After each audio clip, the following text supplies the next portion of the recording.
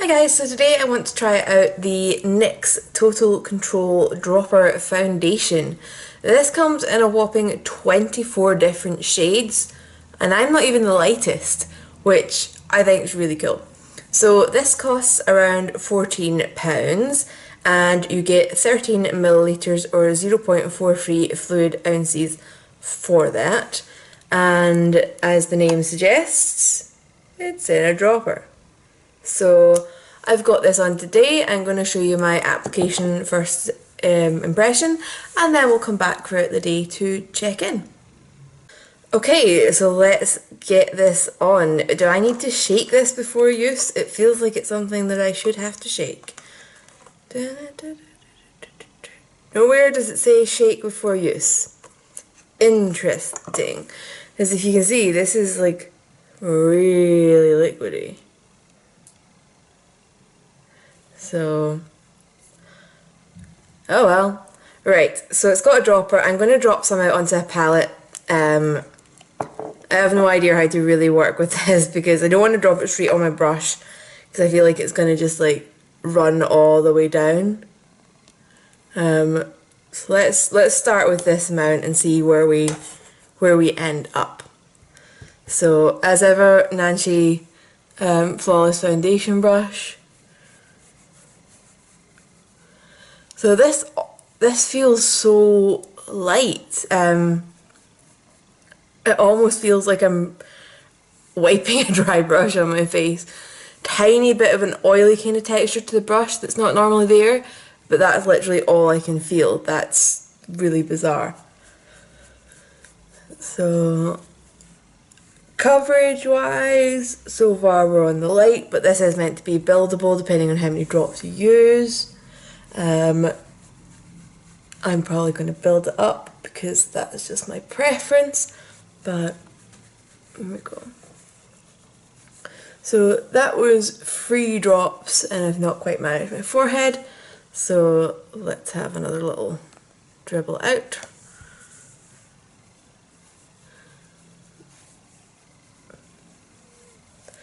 So this does blend really easily, but then you would expect that with how how liquid it is. So I'm just going to pour out another good chunk and we'll see where this goes. Well, obviously where it goes is my face, but how it turns out. So I swatched this on my hand in the store and it dried down so matte. I'm almost tempted to not do powder today, but we'll see how it looks when I'm finished, and then we'll take it from there. Because if somebody found me a foundation that was matte and meant I didn't have to powder, that would be insane. That would speed up my getting ready so much.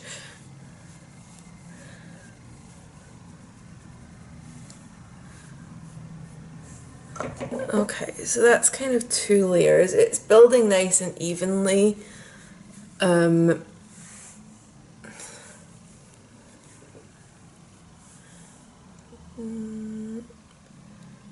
I'm gonna go for another layer because I feel like my skin still looks quite uneven in areas. So let's just go in for that.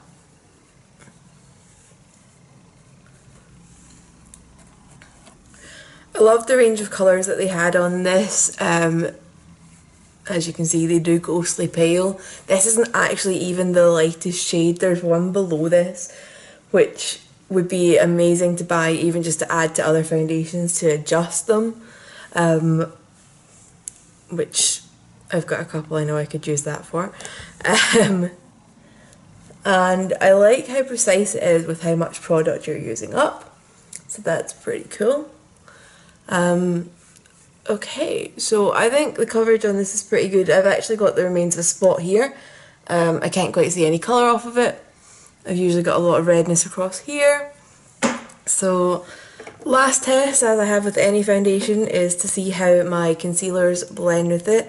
I'm just going to do under eye concealer today actually. I'm not entirely sure I really need, the rest, anything on the rest of my face, but we'll see. We'll see, we'll see. Sometimes I change my mind and get all perfection-y.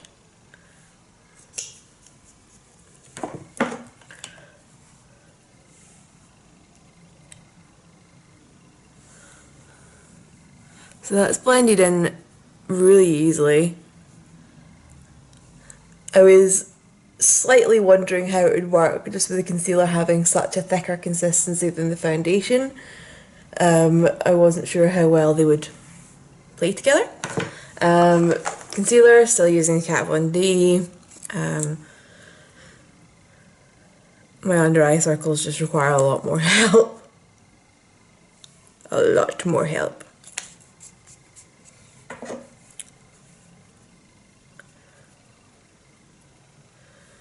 But this still feels just incredibly light, even though I've put on a couple of layers. I don't really feel like I am wearing anything, which is a really weird feeling knowing how much product I've put on my face, because we're on like the third layer for some bits on my face. Okay, so that blended in perfectly as well. So my face does feel almost verging on powdery. I'm just going to do my normal forehead. I can't resist the urge. I'm an addict to concealer. I think I will do the whole let's not set this with powder. Obviously some bits of my face will end up with powder on them anyway, with my contour and my highlight and things, but I don't know, I'm pretty happy with this. So let's go and finish the rest of my makeup and I'll come back just to timestamp when I've got everything finished. Okay, so I finished the rest of my makeup. I still need to go and sort my hair because my hair is a completely different story. But it is 10 to 10 just now, so we'll see how this holds up. I stuck to not setting it. I did end up setting my under eye area because by the time I finished my liner and mascara and things, that had already started to crease. So yeah, I will be back in a bit and show you what we've got. Right, so first check-in.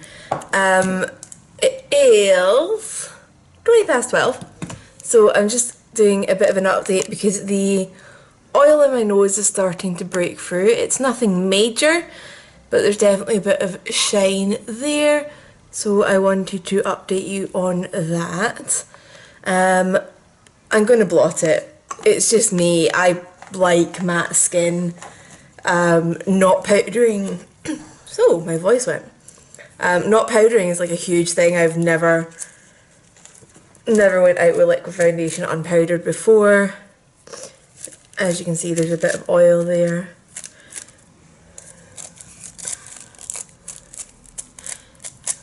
Yeah, so there's quite a bit of oil coming off, but the foundation has stayed, so that's pretty good. So I'm gonna go and I'll come back with another update when there's something to update. I take it back. I just blotted the side of my nose because I'd missed it. I feel like I've lifted quite a bit of coverage there. So time to do a repair job and go in with powder. And then we'll see what we're left with at the end of the day. So I'm just going to get another drop or two out onto my palette. I suppose this is one benefit of the fact that I didn't set it. I can touch up without worrying about the whole cream liquid on top of powder thing.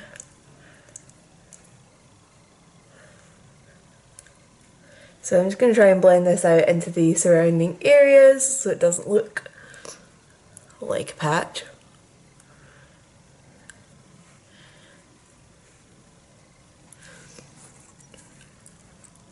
Okay, and just got my wee cheap powder brush that I love because it's got a unicorn on it. No better reason than that. And Illamasqua loose setting powder. Just quickly give this a dusting. I'm staying away from my cheeks because they have been pretty much set with contour and blush already, so they don't need any extra help. Okay, so starting again, the test of it with powder on. Okay, just another quick check-in. It's now 7 o'clock. As you can see, the coverage is still the way it was, but the oil breakthrough. So I definitely think I should have been setting this. I think I was being overly optimistic this morning. I should know my own skin. Because, wow. It's been an interesting experiment though. To see how badly my skin goes when I don't like bake with powder. I almost look sweaty. Like, it's crazy.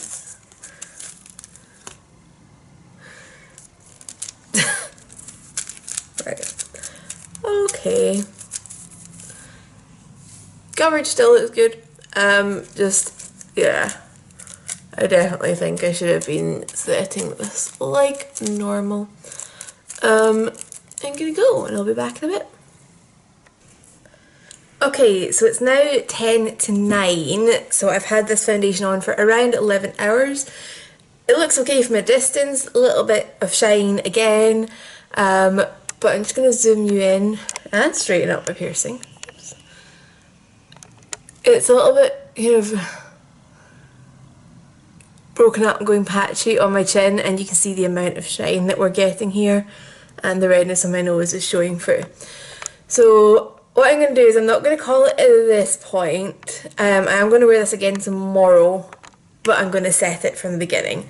I'm going to put a little swatch in my hand and see if I can show you what I mean about why I thought I would be okay not setting it. So what I'd done in the shop was blend out a patch, and it just goes really, really matte, and you know, there's not any shine on it. It looks just like my skin, which is great. And if you have kind of drier skin, you're going to be able to get a really nice natural finish off of this. But yeah, I felt like it would be okay, but I was wrong. So I'm going to retry tomorrow with my powder, treat it like normal foundation, and then I'll make my final decision. Hi guys, first off, excuse the hair, it is really warm here again and I am trying not to sweat. So it is 17:34. I put on this foundation at about probably 20 past 8 this morning, so it's had about 9 hours. From a distance it looks fine, a little bit shiny in the nose area, but of course we're going to be zooming in and we will see that my nose ring's wonky, septum ring's wonky. Aside from that, we've got quite a bit of kind of breaking up, separating. No idea why the coverage around here has worn off a little bit, and there's just a lot of texture showing. So I'm going to zoom out again because it's not a pleasant thing to look at. So unfortunately my final verdict on this is it's not been a good purchase for me. I was speaking to people at work about this today, and there's somebody in my team that loves it. Personally, I'm not getting it. I get far better results from my £3 Primark foundation. Will I be binning this? No. I've got some foundations that are getting on in their life and are a little bit thicker to work with. And I know you can add like skincare oil and things like that to thin them out, but I have oily skin, I don't really want to add oil. So I might keep this around for that. I think it would be quite good because it's not going to really affect the pigmentation of the product, but it's going to thin out the texture a little bit. So that's going to be it for me. When it runs out, there's no way I'll be repurchasing it, and I don't even see me using up that much of it for thinning out other foundations. So just didn't work, so for me it's a goodbye. If you guys have got any questions about it, please leave those down below and I will get back to you, but if not, I will see you later. Bye.